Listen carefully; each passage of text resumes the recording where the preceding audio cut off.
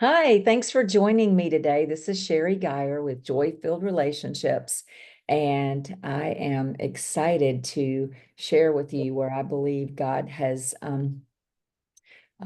spoken to my heart. And again, I have to remind you, anything that I write about, anything that I share, it's always something where God is working in my heart. Many times I go back to blog posts I've been writing now for 15 plus years, and I'll think, wow, did that come from my thought process? So I know that the Holy Spirit continues to use those things, and I hope they will be a blessing for you as well.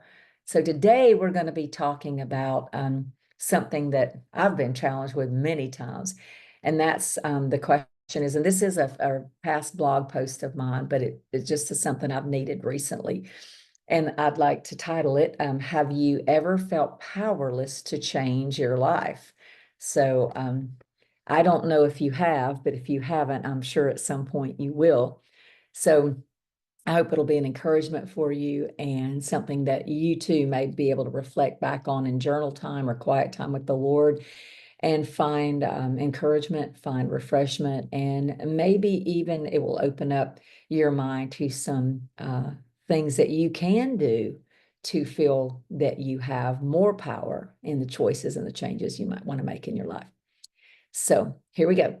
So if there's one thing to be discovered about the root of most of our problems, our issues, concerns, anxiety, the struggles, failures we faced, I would say it rests somewhere in the midst of an inability to let go of things that we believe should bring a particular outcome. I hope you will stay with me here. Learning the grace of holding on to what is important and relinquishing what isn't working is a tremendous game changer.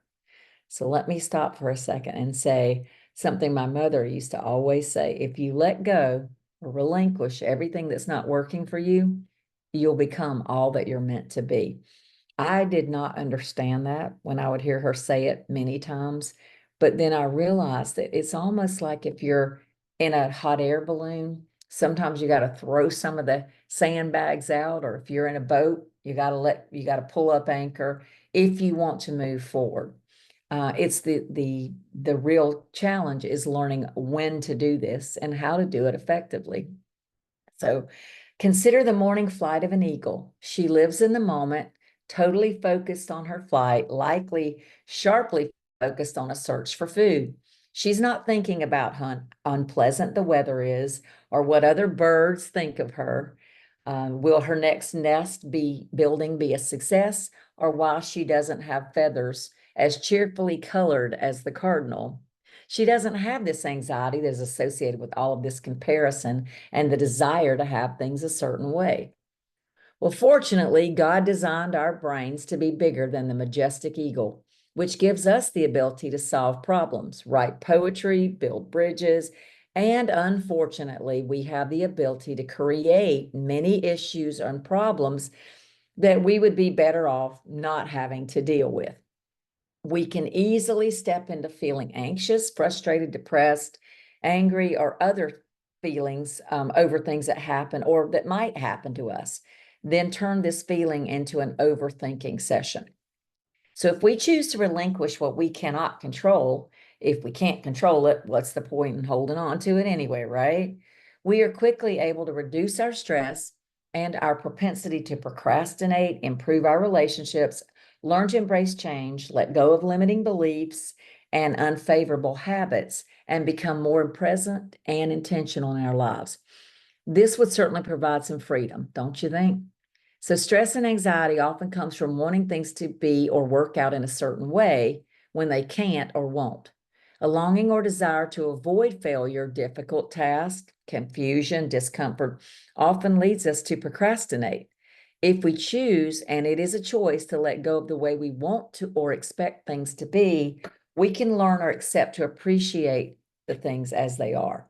And this allows us to have more peace over chaos.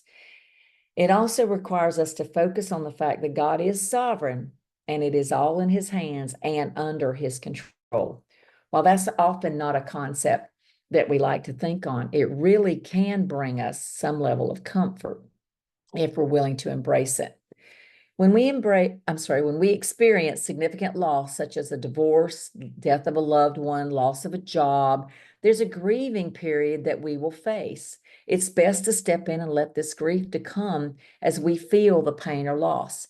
Pain is inevitable, but suffering is a choice that we make when we choose to hold on or obsess over things that we're unable to change. When we choose to release it, we can allow the process to grow us. This often requires a moment by moment choice in the early phases. And if we're willing to ask God to be with us and strengthen us through it, He will help us learn the things He wants to teach us during this season in our lives. Fear is often the deep root of our unwillingness to let go of these things we cannot change or control. When we want to feel or when we want or feel that we deserve things to be in a certain way, we can become immobilized in starting our own business, losing weight, or anything that requires us to step up and out of our comfort zone. Things that do not align with our ideal are often the very things that will help us grow or experience things beyond anything we ever imagined. The fantasy in our ideals is that they whisper or sometimes yell that our life would be easy, that we must know what we are doing at all times, and we must feel totally competent and successful for this to happen. We tell ourselves that if all of these ideals do not align, we will avoid them and refuse to move forward. So we have to realize it is God who is the initiator of all change in our lives. And He offers us the ability to let go of what isn't working so we can pursue our desire to grow, build, create, and truly experience the best of our lives.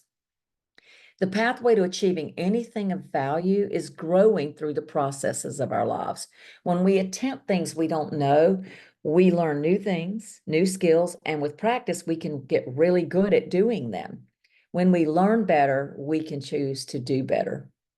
Regarding relationships, because you know I'm all about that, we often are tempted to either avoid the challenging ones, expect others to do what we think is right, not take the initiative to be the change we want to see, or believe it is up to someone else to do something another way. We may want to reread this sentence. This is my writing, and I'm going to reread it since I made that note there.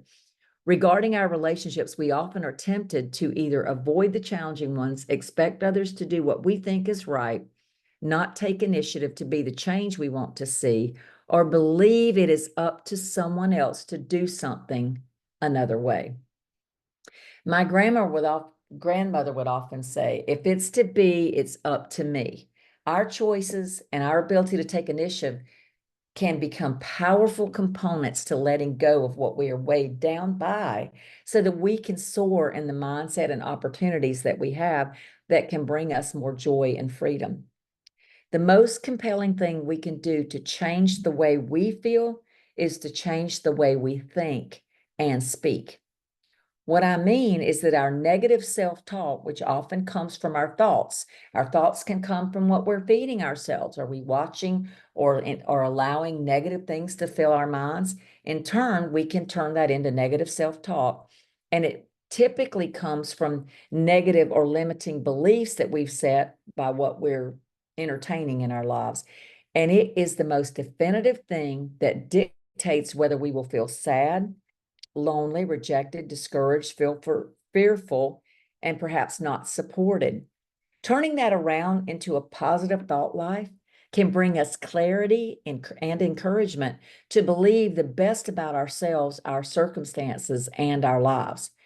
There is a lot to be said about our thought life.